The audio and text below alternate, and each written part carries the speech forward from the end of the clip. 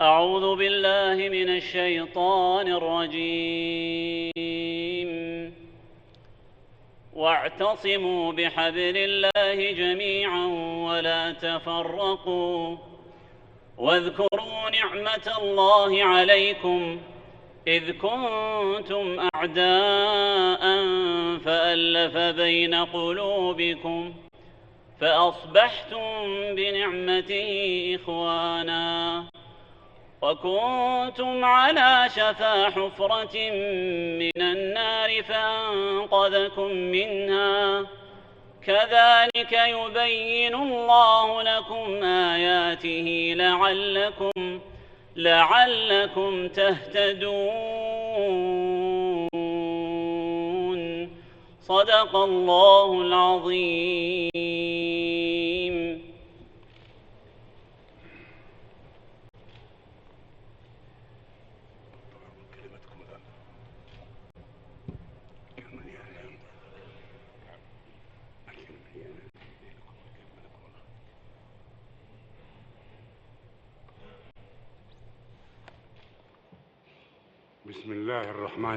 That is held at a time of paramount importance and extreme danger. Our meeting with the President of the United States, a country that has deep and friendly relations with many of our countries, embodies His Excellency's interests. I would like to welcome you to your second country, the Kingdom of Saudi Arabia. Leaders of both the Arab and Muslim worlds, please allow me to welcome His Excellency, our friend, Mr. Donald Trump, the President of the United States, in a historic, unprecedented summit that is held at a time of paramount importance and extreme danger. Our meeting with the President of the United States, a country that has deep and friendly relations with many of our countries, embodies His Excellency's interest in and keenness on deepening cooperation and continuing to coordinate positions in different fields. It also signifies that our Arab and Muslim countries that are gathering today, and whose number is 55, and whose population exceeds 1.5 billion people, are important partners in fighting the forces of extremism and terrorism, as well as in achieving world security, stability, and peace. His Excellency has many hopes and aspirations for cooperation with the Arab and Muslim worlds. As we thank His Excellency and appreciate his attending and participating in this summit, we would like to confirm our pleasure and appreciation for his choosing your country, the Kingdom of Saudi Arabia, and your summit as his first foreign trip and participation, which reflects his interest and the interest of his country in your blessed summit. At the same time, we confirm that we share with His Excellency the same noble feelings of constructive cooperation to reject extremism, work on fighting all forms of terrorism, stop its financing and its propagation, dry up its sources, and stand firm in confronting this scourge that poses a danger to all of humanity. We are gathered here today at this summit to express seriousness in taking vigorous steps to realize a true partnership with the friendly United States in a way that serves our common interests and contributes to achieving security, peace, and development for all of humanity. This is what our straightforward Islamic religion confirms. Dear brothers and friends, our responsibilities towards God, towards our peoples, and towards the entire world is to stand united to fight the forces of evil and extremism, whatever their sources are, in response to the dictates of our Islamic religion. Islam was and will always be the religion of mercy, tolerance, and coexistence, as confirmed by brilliant precedents. In its prosperous times, Islam provided the best examples of coexistence and harmony among followers of religions and cultures. However, we see today that some presumed Muslims seek to present a distorted picture of religion, a picture that seeks to conflate this great religion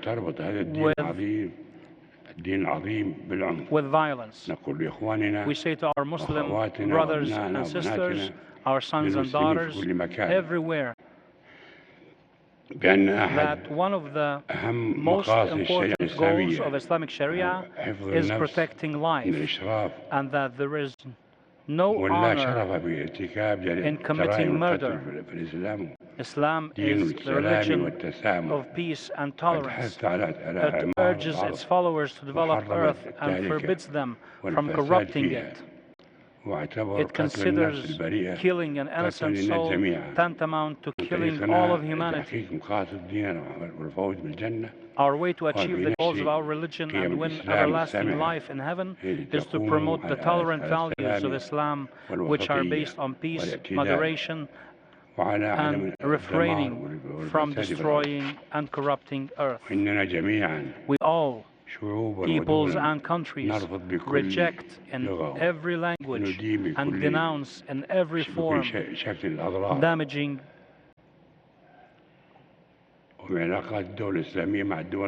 the relations of Muslim countries with friendly countries and profiling peoples and countries on a religious or sectarian basis. These odious acts are the products of attempts to exploit Islam as a cover for political purposes, to flame hatred, extremism, terrorism, and religious and sectarian conflicts, as the Iranian regime and the groups and organizations tied to it do, such as Hezbollah and the Houthis, as well as Daesh, Al-Qaeda, and others.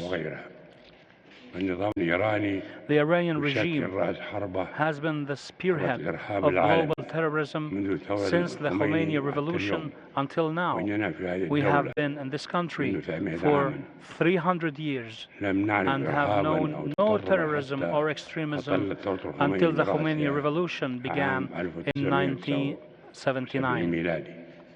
Iran has turned down all good neighborliness initiatives offered by our nations with goodwill. It has responded with expansionist aspirations, criminal practices, and interference in the internal affairs of other countries, thus violating the principles of international law, good neighborliness, and mutual respect and coexistence. The Iranian regime thought that our silence was weakness and our wisdom was retreat until we had enough of its hostile practices and interference, as we witness in Yemen and other countries in the region. As we say this, we assert at the same time our respect and appreciation for the Iranian people. We do not hold people responsible for the actions of their regime. The Kingdom of Saudi Arabia has long suffered from terrorism and has been the target for it because Saudi Arabia is the center of Islam and the Qibla for all Muslims. Terrorist ideology seeks to achieve its fake legitimacy and its spread through targeting the Qibla of all Muslims and the center of their weight. We have succeeded in confronting terrorist actions, foiling many terrorist attempts. We have also helped our brothers and friends around the world to avoid plots targeting their security and stability. Dear brothers and friends, in our continued efforts in confronting terrorism. The GCC states concluded today a historic agreement with the United States of America to adopt strict measures to target financing terrorism by establishing a center in Riyadh to target terrorism financing. We look forward to more countries joining the center in the future, as this agreement will be a model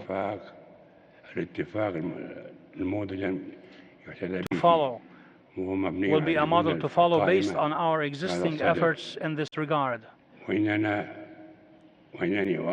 I confirm on behalf of my brothers, the attending leaders of the Islamic countries, that we will be firm in prosecuting anyone who finances or supports terrorism in any shape or form and bring him to justice. Mr. President, dear brothers and friends, in our continued war on terrorism, we confirm our resolve to eradicate Daesh and other terrorist organizations, regardless of their religion, sect, or ideology. That was the reason we all formed the Islamic Military Alliance to fight terrorism, which was a pioneering step to curb terrorism. Terrorism is a result of extremism. In light of the need to confront terrorism, we declare today launching the Global Center for Combating Extremist Ideology, which aims to disseminate the principles of moderation and tolerance, confront attempts to deceive the young, shield families and societies, and refute the frail claims of terrorists by cooperating with peace-loving nations and international organizations. Dear brothers and friends, achieved بل التنمية المستدامة هي جزء جرعة التحسين الناجح للناس وما تجسد رؤية المملكة السعودية 2030 في جوانب مختلفة من الحرص على استثمار الشباب وتمكين المرأة وتنويع الاقتصاد وتطوير التعليم بدون شك أن المملكة السعودية The Kingdom of Saudi Arabia undoubtedly supports and encourages every effort by any brotherly or friendly nation that aims at accomplishing sustainable development in their countries. We emphasize that achieving peace between the Palestinians and the Israelis is a just and crucial demand, which requires shared sacrifice and sincere determination for the benefit of all. The international community should intensify its efforts to resolve the Syrian crisis, to achieve the aspirations of the Syrian people, and preserve Syria's unity and sovereignty. Your Majesties, Your Excellencies, Your Highnesses, the hopes and aspirations of our peoples are huge, and our responsibilities to achieve them are great. But your resolve, keenness, and care will enable us to face these duties with will and firmness, and we are committed to development as a strategic goal to confront extremism and terrorism and provide a prosperous life. May God help us achieve the good for our peoples. God bless you.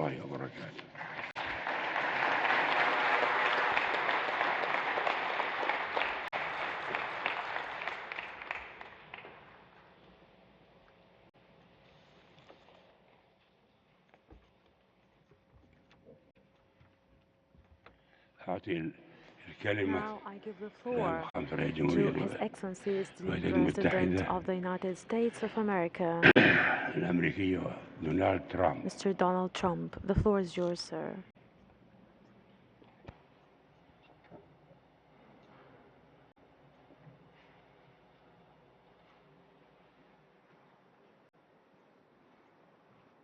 Thank you. I would like to thank King Solomon for his extraordinary words and the magnificent kingdom of Saudi Arabia for hosting today's summit. I am honored to be received by such gracious hosts.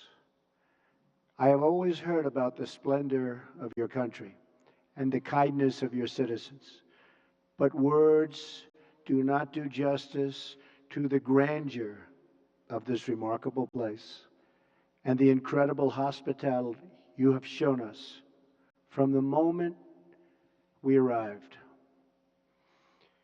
You also hosted me in the treasured home of King Abdul Aziz, the founder of the kingdom, who united your great people. Working alongside of another beloved leader, American President Franklin Roosevelt, King Abdul Aziz began the enduring partnership between our two countries. King Salman, your father, would be very, very proud to see that you are continuing his legacy. And just as he opened the first chapter of our partnership, today we begin a new chapter that will bring lasting benefits to all of our citizens. Let me now also extend my deep and heartfelt gratitude to each and every one of the distinguished heads of state who made this journey here today. You greatly honor us with your presence, and I send the warmest regards from my country to yours. Thank you. I know that our time together will bring many blessings to both your people and to mine. I stand before you as a representative of the American people to deliver a message of friendship and hope and love. That is why I chose to make my first foreign visit a trip to the heart of the Muslim world, to the nation that serves as custodian of the two holiest sites in the Islamic faith. In my inaugural address to the American people, I pledged to strengthen America's oldest friendships and to build new partnerships in pursuit of peace. I also promised that America will not seek to impose our way of life on others, but to outstretch our hands in the spirit of cooperation and trust. Our vision is one of peace, security, and prosperity in this region and all throughout the world. Our goal is a coalition of nations who share the aim of stamping out extremism and providing our children a hopeful future that does honor to God.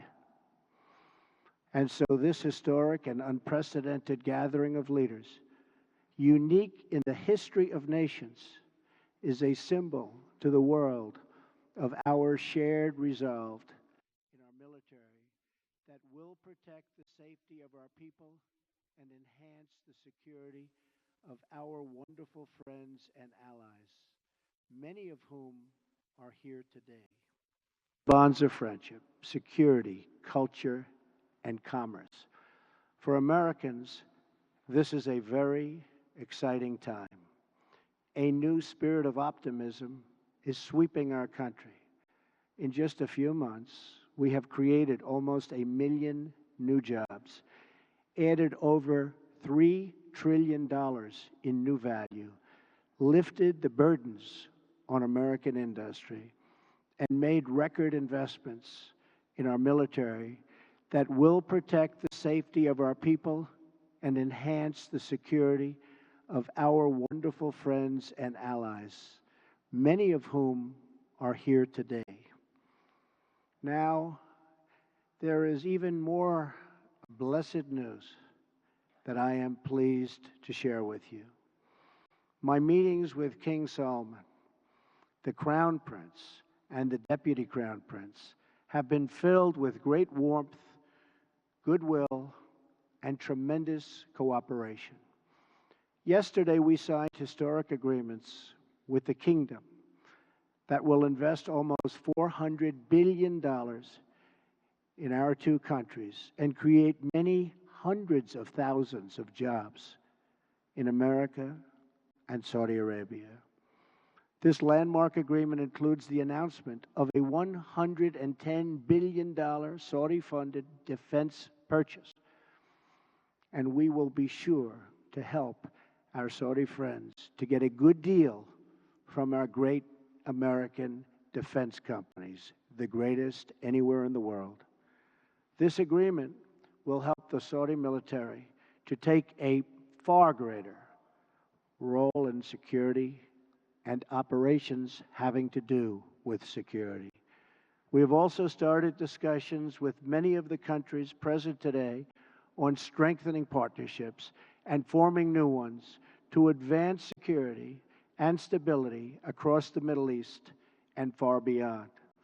Later today, we will make history again with the opening of the new Global Center for Combating Extremist Ideology, located right here in this central part of the Islamic world.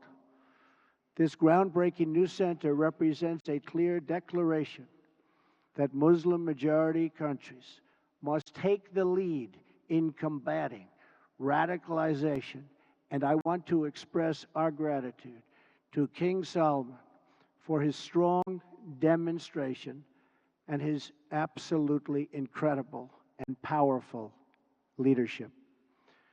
I have had the pleasure of welcoming several of the leaders present today to the White House, and I look forward to working with all of you. America is a sovereign nation, and our first priority is always the safety and security of our citizens. We are not here to lecture. We are not here to tell other people how to live, what to do, who to be, or how to worship. Instead, we are here to offer partnership based on shared interests and values to pursue a better future. السعي إلى مستقبل أفضل لكلنا. Here at this summit, فهنا في هذه we will القمة discuss سوف many نناقش interests المصالح that we share كثيرة but above all, we must be united in pursuing the one goal that transcends every other consideration. That goal is to meet history's great test, to conquer extremism and vanquish the forces that terrorism brings with it every single time. Young Muslim boys and girls should be able to grow up free from fear, safe from violence, and innocent of hatred. When young Muslim men and women should have the chance to build a new era of prosperity for themselves, it has to be done, and we have to let them do it. With God's help, this summit will mark the beginning of the end for those who practice terror and spread its vile creed. At the same time, we pray this special gathering may someday be remembered as the beginning of peace in the Middle East, and maybe even all over the world. But this future can only be achieved through defeating terrorism and the ideology that drives it. Few nations have been spared the violent reach of terrorism. America has suffered repeated barbaric attacks, from the atrocities of September 11th to the devastation of the Boston bombings to the horrible killings in San Bernardino and Orlando. The nations of Europe have also endured unspeakable horror. So too have the nations of Africa and South America. India, Russia, China, and Australia have all been victims. But in sheer numbers, the deadliest toll has been exacted on the innocent people of Arab, Muslim, and Middle Eastern nations. They have borne the brunt of the killings and the worst of the destruction in this wave of fanatical violence. Some estimates hold that more than 95% of the victims of terrorism are themselves Muslim. We now face a humanitarian and security disaster in this region that is spreading across the planet. It is a tragedy of epic proportions. No description of the suffering and depravity can begin to capture its full measure.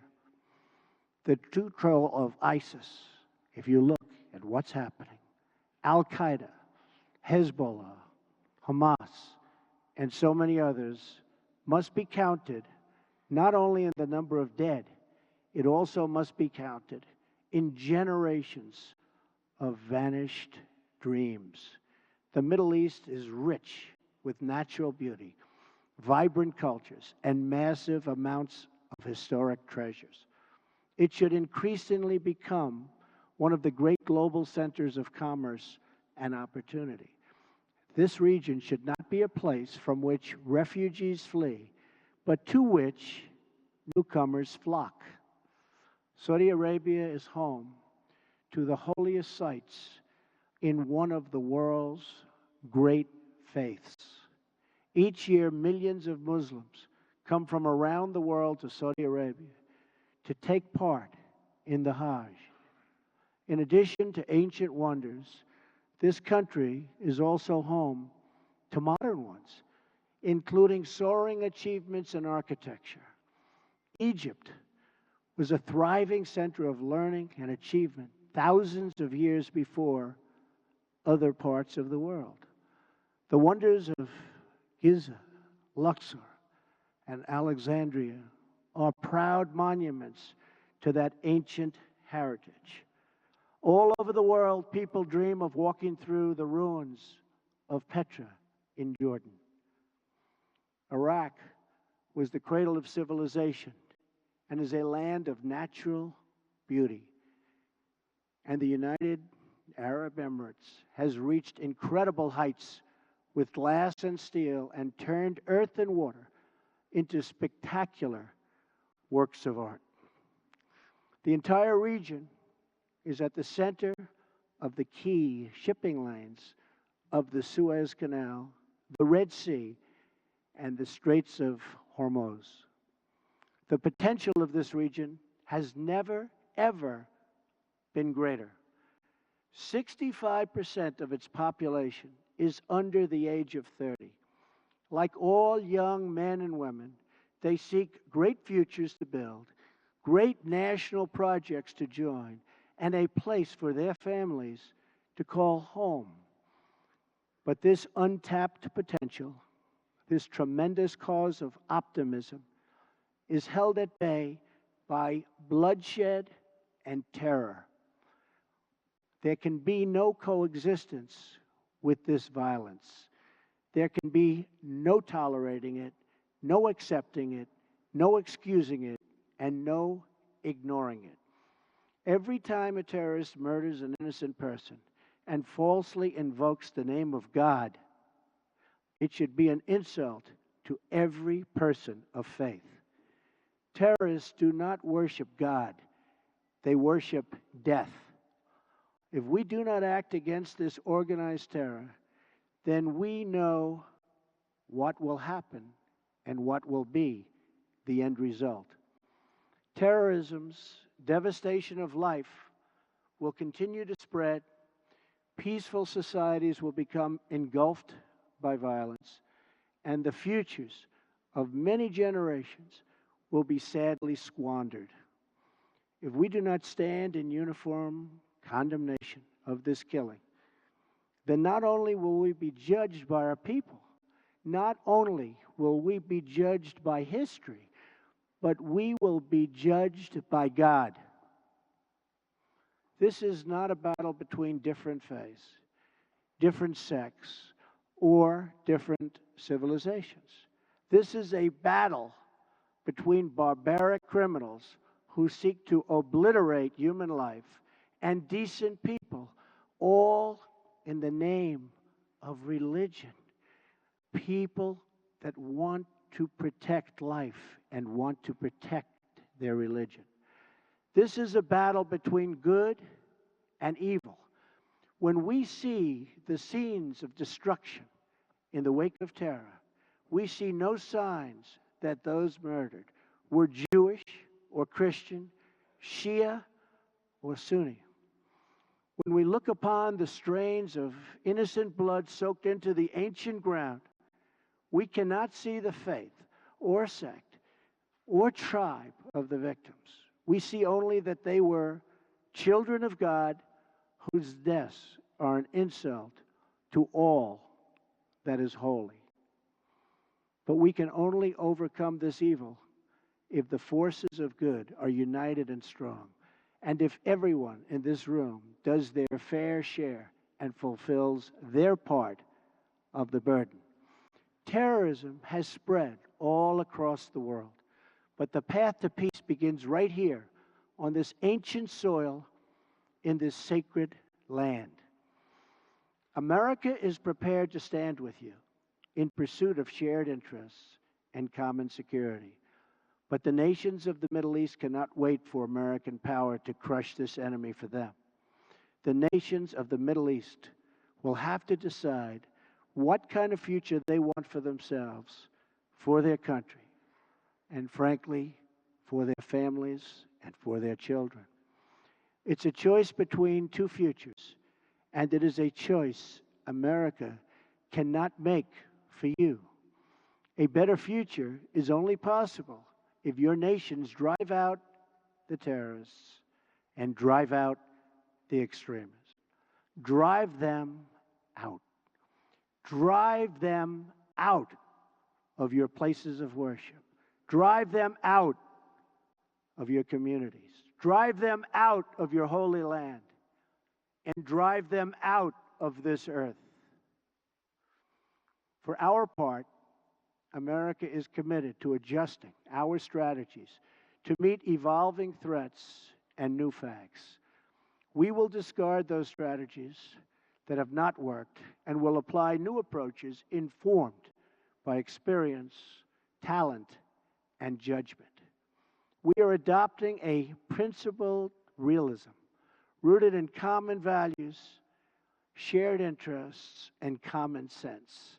Our friends will never question our support, and our enemies will never doubt our determination. Our partnerships will advance security through stability, not through radical disruption. We will make decisions based on real-world outcomes, not inflexible ideology. We will be guided by the lessons of experience, not the confines of rigid thinking. And wherever possible, we will seek gradual reforms, not sudden intervention. We must seek partners, not perfection, and to make allies of all who share our goals. Above all, America seeks peace, not war. Muslim nations must be willing to take on the burden if we are going to defeat terrorism and send its wicked ideology into oblivion. The first task in this joint effort is for your nations to deny all territory to the foot soldiers of evil. Every country in the region has an absolute duty to ensure that terrorists find no sanctuary on their soil. Many are already making significant contributions to regional security. Jordanian pilots are crucial partners against ISIS in Syria and Iraq. Saudi Arabia and a regional coalition have taken strong action against Houthi militants in Yemen.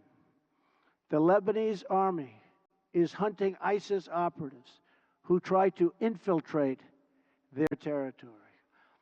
Emirati troops are supporting our Afghan partners and supporting them strongly. In Mosul, American troops are supporting Kurds Sunnis, and Shias fighting together for their homeland. Qatar, which hosts the U.S. Central Command, is a crucial strategic partner. Our long-standing partnership with Kuwait and Bahrain continue to enhance security in the region. Our courageous Afghan soldiers are making tremendous sacrifices in the fight against the Taliban and others in the fight for their country. As we deny terrorist organization control of territory and populations, we must also strip them of their access to funds. We must cut off the financial channels that let ISIS sell oil, let extremists pay their fighters, and help terrorists smuggle their reinforcements. I am proud to announce that the nations here today will be signing an agreement to prevent the financing of terrorism, called the Terrorist Financing Targeting Center, co-chaired by the United States and Saudi Arabia, and joined by every member of the Gulf Cooperation Council. It is another historic step in a day that will be long remembered. I also applaud the Gulf Cooperation Council for blocking funders from using their countries as a financial base for terror, and for designating Hezbollah as a terrorist organization, which they certainly are, last year. Saudi Arabia also joined us this week in placing sanctions on one of the most senior leaders of Hezbollah. Of course, there is still much work to be done. That means honestly confronting the crisis of Islamic extremism and the Islamists and Islamic terror of all kinds. We must stop what they're doing to inspire, because they do nothing to inspire but kill. And we are having a very profound effect if you look at what's happened recently.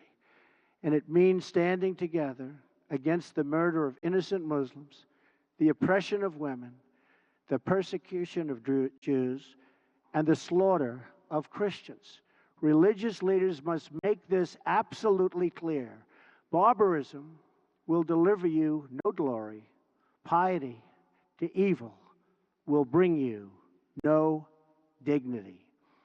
If you choose the path of terror, your life will be empty, your life will be brief, and your soul will be fully condemned. And political leaders must speak out to affirm the same idea. Heroes don't kill innocents, they save them. Many nations here today have taken important steps to raise up that message. Saudi Arabia's vision for 2030 is an important and encouraging statement of tolerance, respect, empowering women, and economic development. The United Arab Emirates has also engaged in the battle for the hearts and souls, and with the United States launched a center to counter the online spread of hate. Bahrain, too, is working to undermine recruitment and radicalism. I also applaud Jordan, Turkey, and Lebanon for their role in hosting refugees. The surge of migrants and refugees living so poorly that they're forced to leave the Middle East depletes the human capital needed to build stable societies and economies. Instead of depriving this region of so much human potential, Middle Eastern countries can give young people hope for a brighter future in their home nations and regions. That means promoting the aspirations and dreams of all citizens who seek a better life, including women, children, and the followers of all faiths. Numerous Arab and Islamic scholars have eloquently argued that protecting equality strengthens Arab and Muslim communities. For many centuries, the Middle East has been home to Christians, Muslims, and Jews living side by side. We must practice tolerance and respect for each other once again and make this region a place where every man and woman, no matter their faith or ethnicity, can enjoy a life of dignity and hope. In that spirit, after concluding my visit in a fabulous place that we're at today, Riyadh, which I've gotten to know so well in so short a time, I will travel to Jerusalem and Bethlehem and then to the Vatican, visiting many of the holiest places in the three Abrahamic faiths. If these three faiths can join together in cooperation, then peace in this world is possible, including peace between Israelis and Palestinians. I will be meeting with both Israeli Prime Minister Benjamin Netanyahu and Palestinian President Abbas. Starving terrorists of their territory, of their funding, and the false allure of the craven ideology will be the basis for easily defeating them. But no discussion of stamping out this threat would be complete without mentioning the government that gives terrorists all three: safe harbor, financial backing, and the social standing needed for recruitment. It is a regime that is responsible for so much instability in that region. I am speaking, of course, of Iran. From Lebanon to Iraq to Yemen, Iran funds arms and trains terrorists, militias, and other extremist groups that spread destruction and chaos across the region. For decades, Iran has fueled the fires of sectarian conflict and terror. It is a government that speaks openly of mass murder, vowing the destruction of Israel, death to America, and ruin for many leaders and nations in this very room. Among Iran's most tragic and destabilizing interventions, you've seen it in Syria. Bolstered by Iran, Assad has committed unspeakable crimes, and the United States has taken firm action in response to the use of banned chemical weapons by the Assad regime, launching 59 missiles at the Syrian airbase from where that murderous attack originated.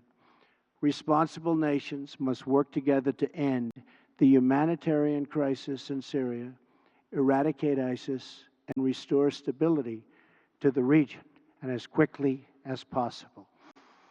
The Iranian regime's longest suffering victims are its own people. Iran has a rich history and culture, but the people of Iran have endured hardship and despair under their leaders' reckless pursuit of conflict and terror.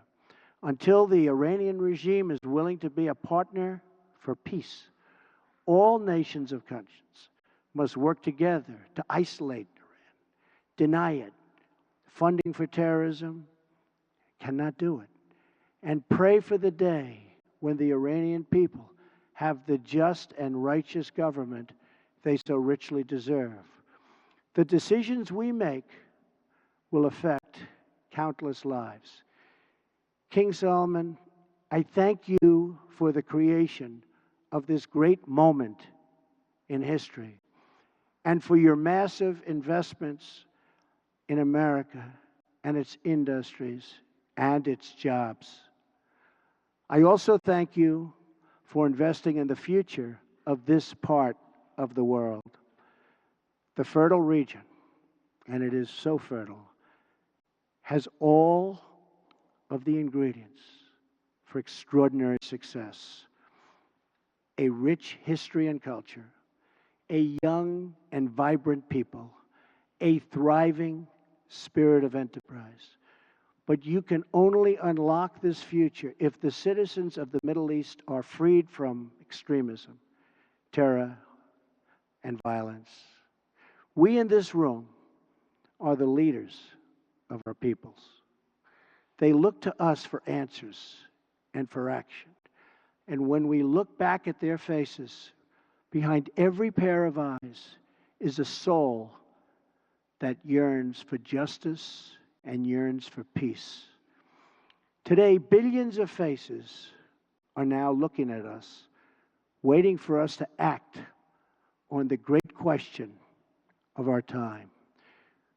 Will we be indifferent in the presence of evil?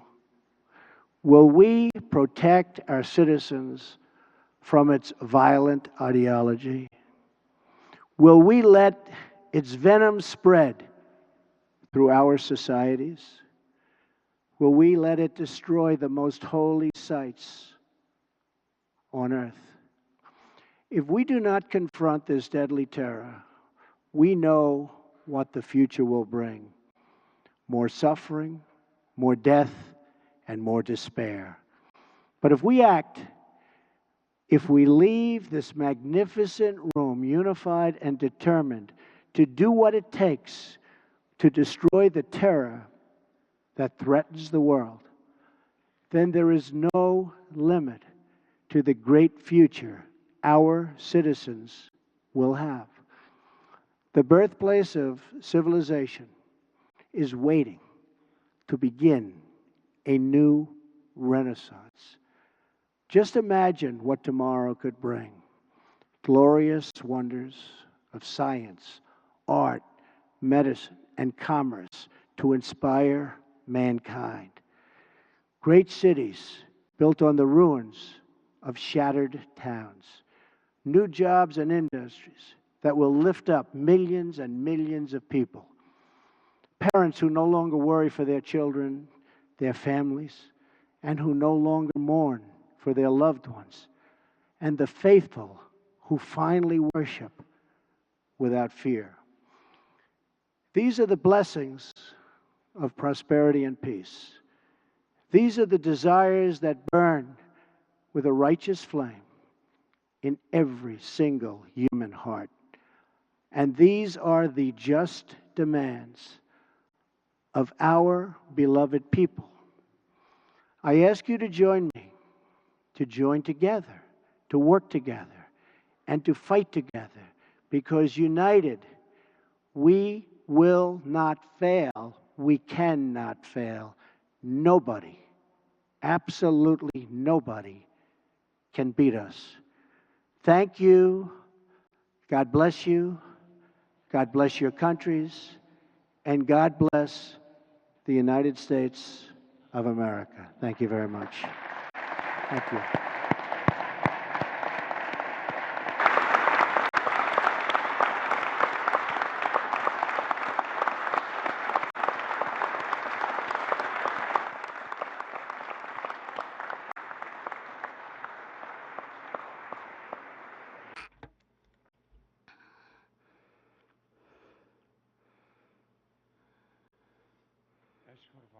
I would like to thank Your Excellency for this historic, valuable speech.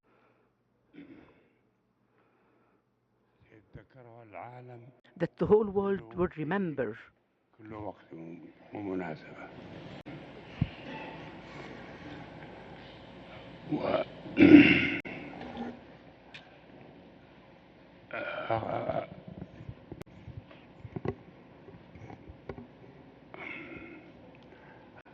أختر والآن علي أن أعطي الكلمة لصاحب الجلالة الملك عبد الله الثاني فليتفضل إن شاء الله. بسم الله الرحمن الرحيم، والصلاة والسلام على سيدنا محمد النبي العربي الهاشمي الأمين. أصحاب الجلالة والفخامة والسمو، فخامة الرئيس دونالد ترامب، أصحاب المعالي والسعادة، السلام عليكم ورحمة الله وبركاته وبعد. فيسرني في البداية أن أتوجه بالشكر والتقدير إلى أخي خادم الحرمين الشريفين الملك سلمان بن عبد العزيز وإلى المملكة العربية السعودية على استضافة هذه القمة وكرم الضيافة. Mr. President, allow me to express my gratitude for taking this step to reach out to Muslim nations and making it a priority on your first foreign tour as President of the United States. We meet today to advance an effective response to the serious threats facing our world. The future for all of us will be shaped by the actions, as you have pointed out, that we take now. And we all have to work in partnership in 4 key areas. And let me say a brief word about each. First and foremost is the grave challenge of terrorism and extremism. Only a holistic approach can address the complex layers of the threat, from its evil ideas to its attack on prosperity and security. As you have mentioned, this demands coordinated and global action at every level. Success requires our mutual trust as well as our strength. The fight will not be won if we do not recognize our friends as our friends and our enemies as our enemies. Terrorist groups employ a false religious identity. Their aim is to mislead and polarize our societies and peoples. Let us state here clearly, terrorist groups do not inhabit the fringes of Islam. They are altogether outside of Islam. They are Khawarij, outlaws of Islam. And Arabs and Muslims make up, as you pointed out, sir, the majority of their victims. Intolerance and ignorance will only aid terror groups. It is vital to help everyone, everywhere understand this. Mr. President, a second and equally vital challenge is a just and comprehensive settlement of the Palestinian cause based on the 2-state solution and the Arab Peace Initiative. This can bring an end to the Palestinian-Israeli conflict and guarantees peace for all, Israelis, Arabs, and Muslims. No injustice has spread more bitter fruit than the absence of a Palestinian state. This is the core issue for our region, and it has driven radicalism and instability beyond our region and into the Muslim world. The international community has a direct interest in a just peace. The Arab and Muslim world has offered its full support for effective negotiations. And here, sir, I would like to thank you for your determination to work towards bringing a settlement to this festering conflict. We will stand by you, sir, and your efforts and work with you as partners. Third, safeguarding Jerusalem must be a priority. The Holy City is a strategic linchpin, vital to relationships among the 3 monotheistic faiths. Attempts to create new negotiating facts on the ground will have a catastrophic impact. All of us must engage in averting these dangers, and to me personally and to all Jordanians, the Hashemite custodianship of Islam's Islamic and Christian holy sites is an unbreakable historical responsibility and an honor to undertake on behalf of the Arab and Muslim nations.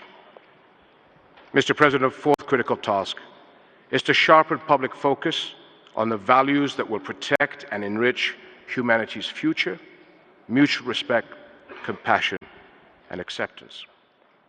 In the Muslim world, the voice of traditional moderate Islam has been stronger in recent years. We need to continue to build on that. 12 years ago, we were proud to inaugurate the Amman message, which, among other outcomes, has been a historic global consensus by Muslim scholars agreeing who is a Muslim, forbidding takfir, and explicitly recognizing the validity of the 8 madhhabs of Islam. The 3 articles of the Amman message exposes the false claims of those who would exploit our religion to divide us.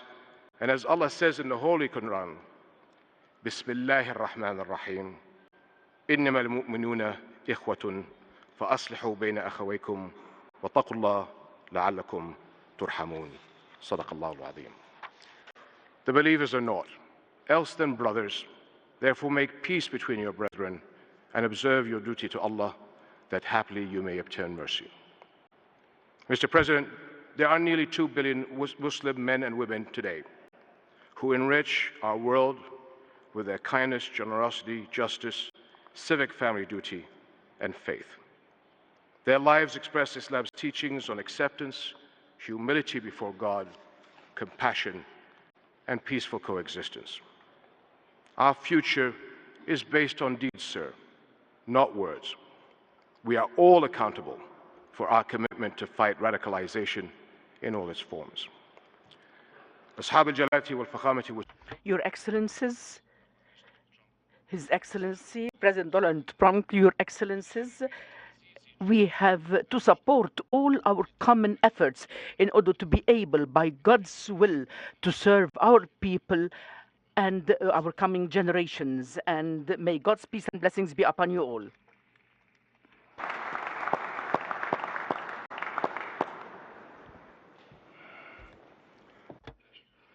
Thank you for His Majesty the King. And I give the floor now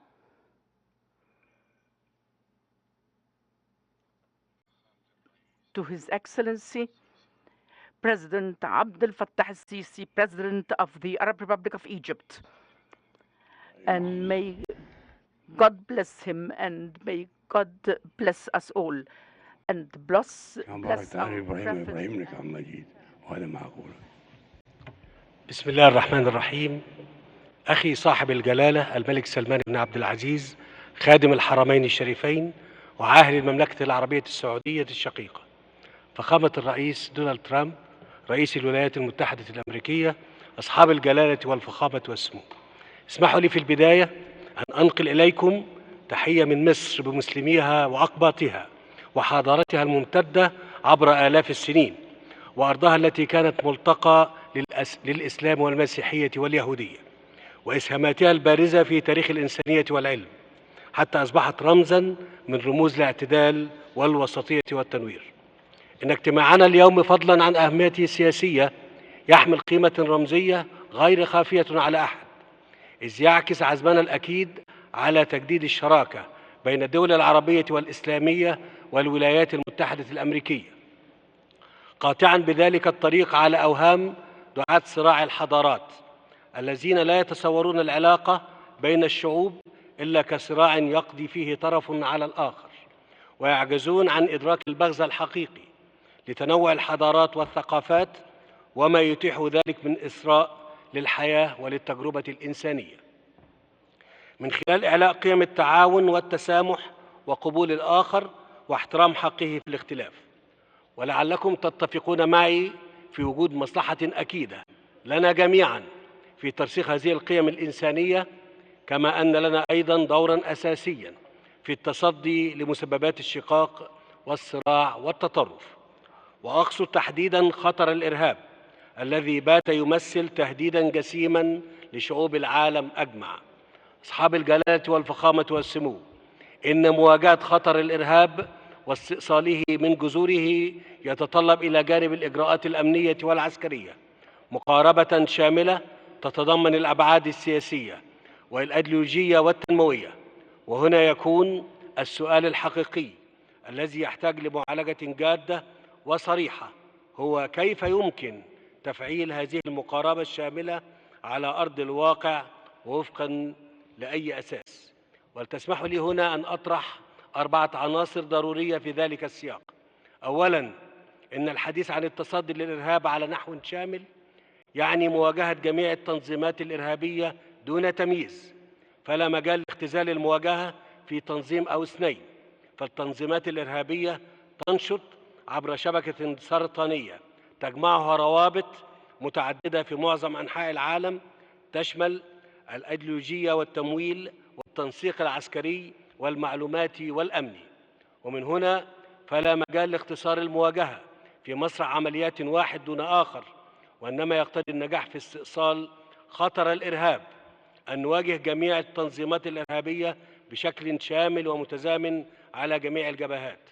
وفي هذا السياق تعلمون جميعا أن مصر تخوض يوميا حربا ضروسا ضد التنظيمات الإرهابية في شمال سيناء، نحقق فيه انتصارات مستمرة وتقدما مضطردا، نحرص على ضبط وتيرته ونطاقه بحيث يتم استئصال الإرهاب بأقل خسائر ممكنة مع الحفاظ على أرواح المدنيين من أبناء شعبنا العظيم. إن معركتنا هي جزء من الحرب العالمية ضد الإرهاب، ونحن ملتزمون بهزيمة التنظيمات الإرهابية وحريصون على مد يد العون والشراكة لكل حلفائنا في المعركة ضد تلك التنظيمات في كل مكان. العنصر الثاني هو أن المواجهة الشاملة مع الإرهاب تعني بالضرورة مواجهة كافة أبعاد ظاهرة الإرهاب فيما يتصل بالتمويل والتسليح والدعم السياسي والأيديولوجي، فالإرهابي ليس فقط من يحمل السلاح، وإنما أيضا من يدربه ويموله ويسلحه ويوفر له الغطاء السياسي والأيديولوجي. ودعوني أتحدث بصراحة وأسأل: أين تتوفر الملاذات الآمنة للتنظيمات الإرهابية لتدريب المقاتلين ومعالجة المصابين منهم وإجراء الإحلال والتبديل لعتادهم ومقاتليهم؟ من الذي يشتري منهم الموارد الطبيعية التي يسيطرون عليها كالبترول مثلا؟ من الذي يتواطأ معهم عبر تجارة الآثار والمخدرات؟ ومن أين يحصلون على التبرعات المالية؟ وكيف يتوفر لهم وجود إعلامي عبر وسائل إعلام ارتضت أن تتحول لأبواق دعاية للتنظيمات الإرهابية؟ إن كل من يقوم بذلك هو شريك أصيل في الإرهاب، فهناك بكل أسف دول تورطت في دعم وتمويل المنظمات الإرهابية وتوفير الملاذات الآمنة لهم، كما أن هناك دولا تأبى أن تقدم ما لديها من معلومات قواعد بيانات عن المقاتلين الإرهابيين الأجانب حتى مع الانتربول. أصحاب الجلالة والفخامة والسمو، ثالث عناصر الرؤية المصرية لمواجهة الإرهاب هي القضاء على قدرة تنظيماته على تجنيد مقاتلين جدد من خلال مواجهته بشكل شامل على المستويين الأيديولوجي والفكري. فالمعركة ضد الإرهاب هي معركة فكرية بامتياز، والمواجهة الناجحة للتنظيمات الإرهابية بحيث يجب أن تتضمن شل قدرتها على التجنيد واجتذاب المتعاطفين بتفسيرات مشوهة لتعاليم الأديان تخرجها عن مقاصدها السمحة وتنحرف بها لتحقيق أغراض سياسية. ولعلكم جميعا تذكرون أنني طرحت منذ عامين مبادرة لتصويب الخطاب الديني بحيث يفضي بذلك لثورة فكرية شاملة تظهر الجوهر الأصيل للدين الإسلامي السمح وتواجه محاولات اختطاف الدين ومصادرته لصالح تفسيرات خاطئة وذرائع لتبرير جرائم لا مكان لها في عقيدتنا وتعليم ديننا. إنني أتابع تنفيذ هذه المبادرة مع المؤسسات الدينية العريقة في مصر وعلى رأسها الأزهر الشريف بما يمثله من مرجعية للإسلام الوسطي المعتدل، وبالتعاون مع قادة الفكر والرأي في العالمين العربي والإسلامي، واثقا أن هذا الجانب لا يقل أهمية عن المواجهة الميدانية لاستئصال التنظيمات الإرهابية. أصحاب الجلالة والفخامة والسمو، أخيرا وليس آخرا، لا مفر من الاعتراف بأن الشرط الضروري الذي يوفر البيئة الحاضنة للتنظيمات الإرهابية هو تفكك وزعزعة استقرار مؤسسات الدولة الوطنية في منطقتنا العربية. وليس بخاف عليكم أننا واجهنا في الأعوام الأخيرة محاولات ممنهجة وممولة تمويلا واسعا لتفكيك مؤسسات دولنا وإغراق المنطقة في فراغ مدمر وفر البيئة المثالية لظهور التنظيمات الإرهابية واستنزاف شعوبنا في صراعات طائفية وعرقية. إن ملء الفراغ الذي ينمو وينتشر فيه الإرهاب يستلزم بذل كل الجهد من أجل استعادة وتعزيز وحدة واستقلال وكفاءة مؤسسات الدولة الوطنية في العالم العربي، بما في ذلك تلبية تطلعات وإرادة الشعوب نحو النهوض بالدولة من خلال تكريس مسيرة الإصلاح السياسي والاقتصادي والاجتماعي والوفاء بمعايير الحكم الرشيد واحترام حقوق الإنسان وترسيخ مفاهيم دولة القانون والمواطنة واحترام المرأة وتمكين الشباب. وخلال السنوات القليلة الماضية قدمت مصر نموذجا تاريخيا لاستعادة مؤسسات دولتها الوطنية بشكل سلمي وحضاري عن طريق تفعيل الإرادة الشعبية الجارفة التي رفضت جميع محاولات اختطاف الدولة المصرية العريقة وتجريف هويتها الوطنية التي تشكلت على مدار زمان طويل بطول تاريخ مصر الراسخ في الزمن.